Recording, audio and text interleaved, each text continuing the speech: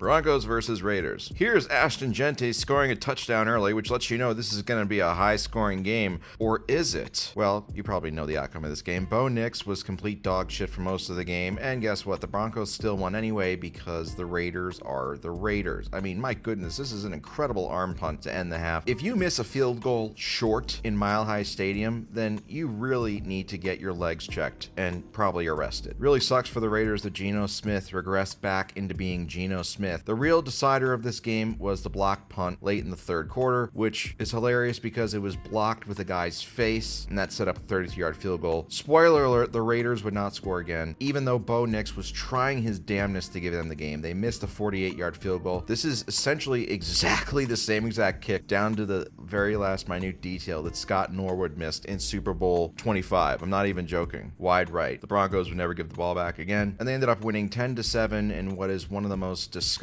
and fluky seasons ever. The Broncos might honestly be the worst 8-2 team of all time. The video continues right after this very short break. Before I begin, I want to give a shout out to the sponsor of today's video, DraftKings Pick 6. Well, everybody, it's hard to believe, but we are almost 2 months through the NFL season. It goes by fast, but you know what they say, time flies when you're having fun. And speaking of more fun, DraftKings is here to help make your experience even better. Customers can ride the upside with DraftKings Pick 6. All new DraftKings customers who play just $5 will get $50 in Pick 6 credits. Of course, I haven't forgotten about you guys. Download the DraftKings Pick 6 app now and sign up using my promo code BARRY to get in on the action. If you're still unsure about what DraftKings Pick 6 entails, let me show you. It's very simple. All you have to do is pick whether or not you think a player is going to get more of a particular stat or less of a particular stat in any given game, like receiving yards, rushing yards, touchdowns, passing yards, you name it. DraftKings Pick 6 has it. So what are you waiting for? Once again, play just $5 and get $50 in Pick 6 credits and get in on the action by signing up using my promo code BARRY. Only at DraftKings Pick 6. Colts Falcons. Shane Steichen, SS, is back in Berlin. If you know what I'm talking about, that's a World War II joke, in case you didn't know. Either way, oh look, my Penix is hurt.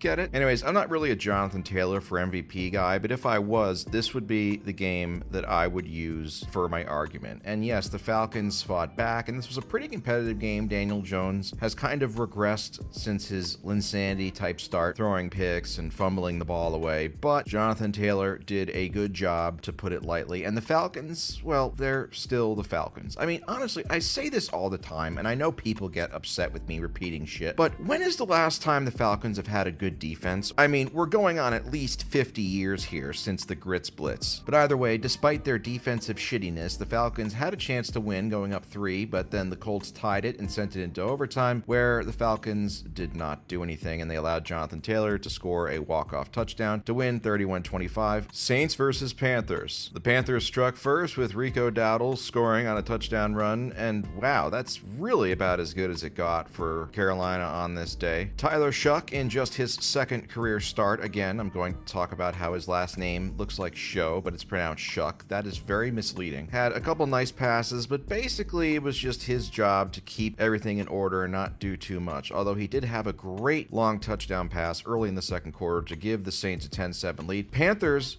then kicked a field goal, had it blocked, and it somehow went back to the Panthers again. But have no fear, Bryce Young, who is one of the worst quarterbacks in NFL history relative to where he was drafted, fumbled the ball away, and then he threw an interception late in the fourth quarter. I mean, honestly, if you're a Panthers fan, you gotta be at your wit's end with booster seat Bryce. And meanwhile, the Saints scored another touchdown to make it 17-7, which would be the final score, but honestly, that last touchdown wasn't even needed because the Panthers offense wasn't doing anything after their first drive. I'll always have a soft spot for Kellen Moore because of his tenure with the Eagles last year, but he does look like Sarah Huckabee Sanders. Let's just be real. New England versus Tampa Bay. In a battle between the GOAT's two former teams, and by GOAT, I'm talking about Rob Gronkowski, the Buccaneers struck first to go up 7-0, but Drake May continued his incredible sophomore season with a great pass for a touchdown. I mean, that was a great pass, yak, and the speed to make it 7-7. A little bit later on, May would find Stephon Diggs and really just just move the team down the field efficiently, although he did get bailed out, honestly, after winding the clock down on the goal line, and he got bailed out by this incredible catch by Cardi B's boyfriend. If this was incomplete, then Mike Vrabel would have gotten so much shit for how he mishandled it, but all's well that ends well. And then Travion Henderson had one of the most explosive days any running back has ever had, bursting for a 55-yard touchdown to give the Patriots an 11-point lead. But eventually, Baker Mayfield would grab his nuts and get the Buccaneers back into the end zone. And it looked as though the Patriots were going to put the game away after another great deep throw from Drake May,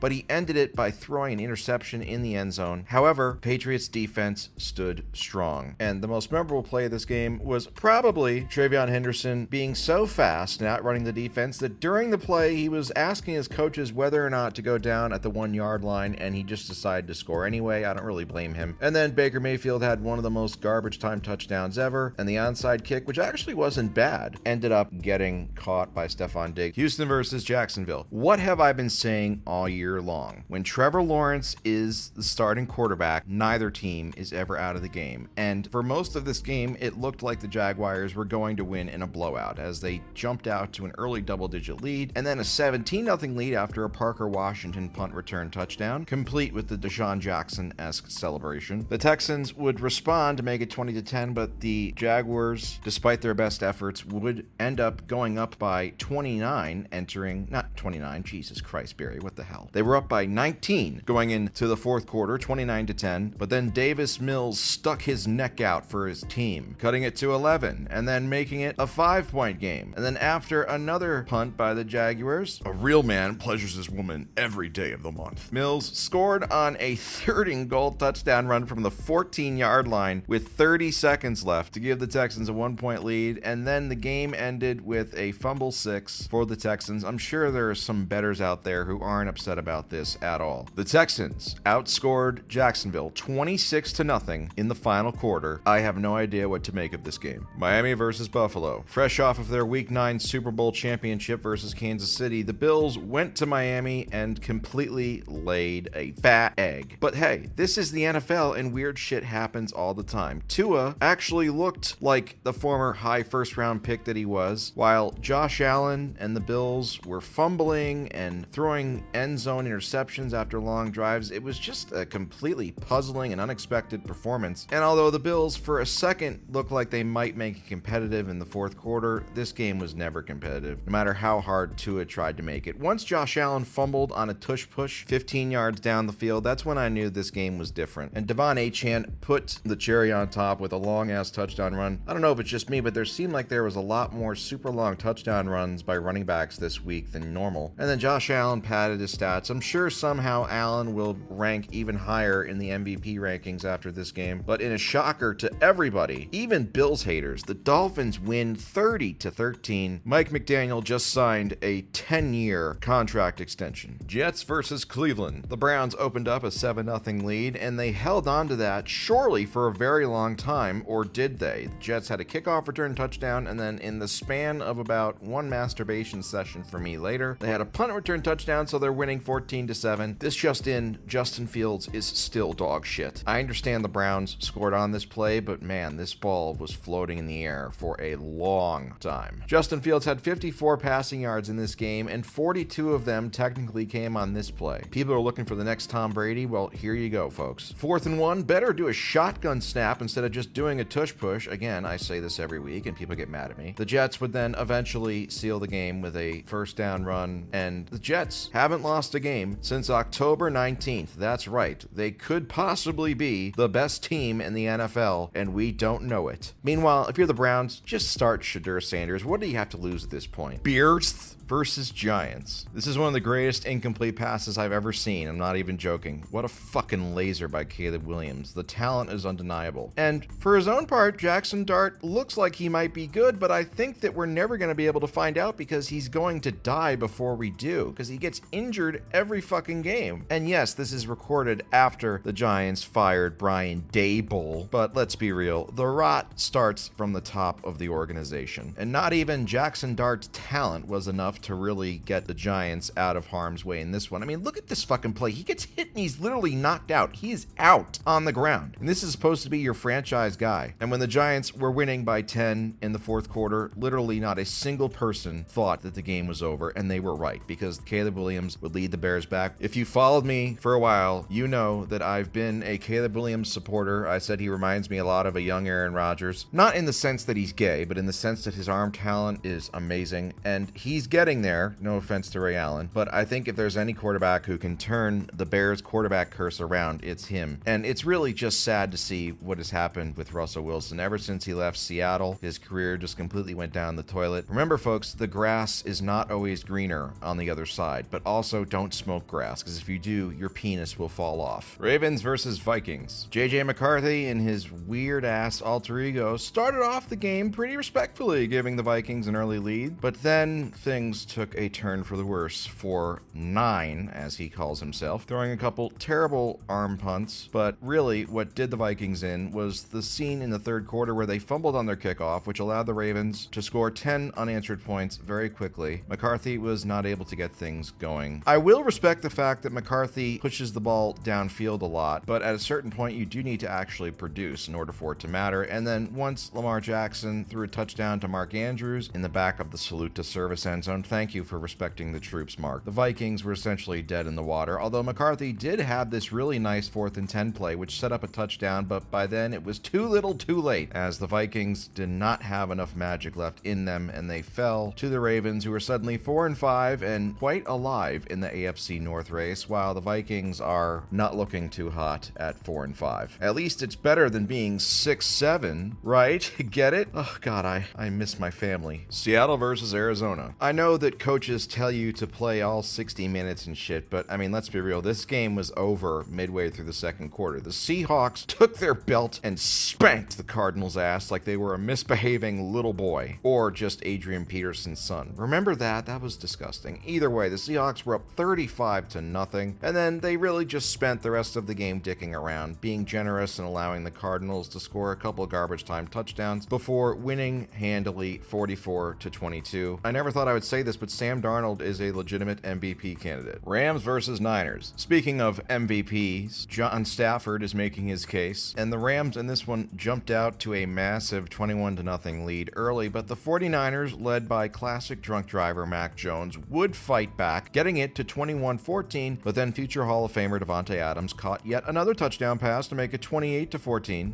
but the Niners just would not let go of the rope. That is, until they missed an extra point, which made it an 8-point game, and then the Rams and Stafford just walked them down like a little bitch. Going up by 15, the 49ers threw an interception by Mac Jones. By the way, remember when Brock Purdy was alive? I do. I joked about the dead body that Mac Jones saw a couple weeks ago from his hotel room being Brock Purdy, but now I'm starting to think it might have actually been true. Anyways, not even a great garbage time touchdown by George Kittle was enough to win the game for the 49ers, who fell to 6-4, and still, the Dallas Cowboys have won a Super Bowl more recently than the 49ers. That is the most embarrassing tidbit that I can think of. It only took 231 games, but Matthew Stafford finally has a 500 record and will look to have a winning record for the first time ever next week. Lions versus Commanders. With President Donald J. Trump in attendance, the Lions literally never got stopped on offense until the last possession of the game. Much like my relationship with my children, this game was never close. The Lions went up by 19, and after the Commanders scored a touchdown, the Lions then ripped off 10 more points to go up by 22 early in the third quarter. And by the way, this just kind of shows you how fucking stupid Jameson Williams is. You score a touchdown and you do a fucking front flip that could end your season with injury. I mean, good God, man. Yes, it's true. Fox did have Trump in the booth, which should be surprising to literally nobody because it's Fox Sports. People, use your fucking brains. Anyway, Jahmyr Gibbs continues to show why he was actually the right decision with the 12th overall pick in 2023. Breaking off another long touchdown run,